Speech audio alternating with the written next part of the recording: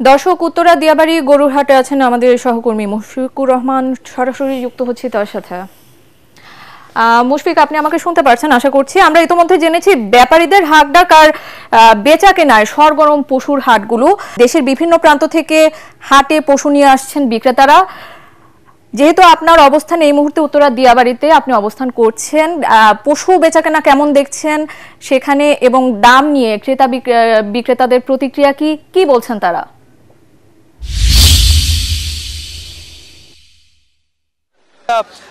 এই গরুটা এসেছে নড়াইল থেকে।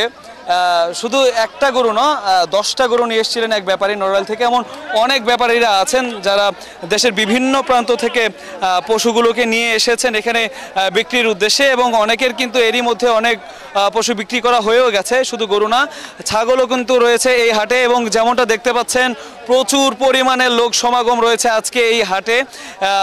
বৃষ্টি রোদ এগুলো উপেক্ষা করেই কিন্তু ক্রেতারা ভিড় জমিয়েছে উত্তরার দিয়াবাড়ির এই হাটে।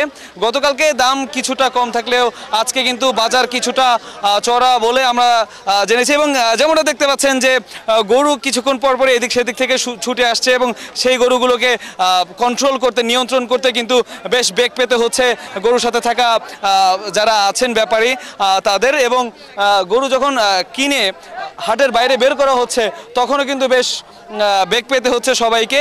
এবং আমরা যেটা দেখেছি যে গরুর হাটে বৃষ্টির কারণে কিন্তু হাঁটা অনেকটা দুষ্কর হয়ে গেছে। আপনি জানেন যে গরু ছাগল যেখানে থাকে সেখানে এমনিতেই একটু কর্দমাক্ত হয়ে যায়, তার মধ্যে আবার বৃষ্টি হয়েছে। এর ফলে যেটা হয়েছে যে ক্রেতা যারা আছেন তাদের কিন্তু হাঁটতে চলতে একটু বেগ পেতে হচ্ছে। এছাড়া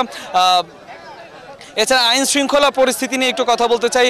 উত্তরা দিয়াবাড়ি হাটে এখানে আইন শৃঙ্খলা বাহিনীর উপস্থিতি রয়েছে, তবে পর্যাপ্ত বলে মনে হচ্ছে না যারা ক্রেতা আছেন এবং বিক্রেতা আছেন তাদের কাছে।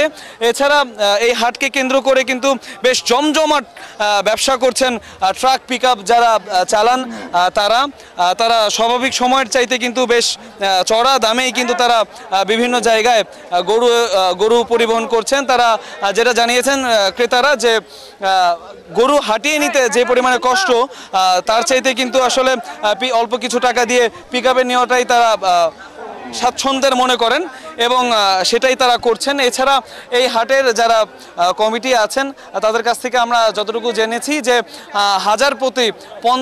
লাখ প্রতি 50 টাকা করে হাসিল নেওয়া হচ্ছে, মানে হাটের যে ফিটা আছে সেটা নেওয়া হচ্ছে এই হাটে। এছাড়া যে সমাগম, বিক্রেতারাও বলেছেন অন্যান্য দিনের তুলনায় আজকে দিয়াবাড়িতে লোক সমাগম অনেক বেশি, এবং তারা আশা করছেন সকালে যেমন লোক সমাগম ছিল দুপুর গড়াতেই কিন্তু তার দ্বিগুণ হয়ে গেছে, এবং সন্ধ্যা নাগাদ আরও বেশি লোক এই দিয়াবাড়ির হাটে এসে গরু এবং ছাগল অন্যান্য পশু যেগুলো কোরবানি দিবেন তারা সেগুলো ক্রয় করবেন, এমনটাই আশাবাদ ব্যক্ত করছেন বিভিন্ন জায়গা থেকে আসা ব্যাপারীরা।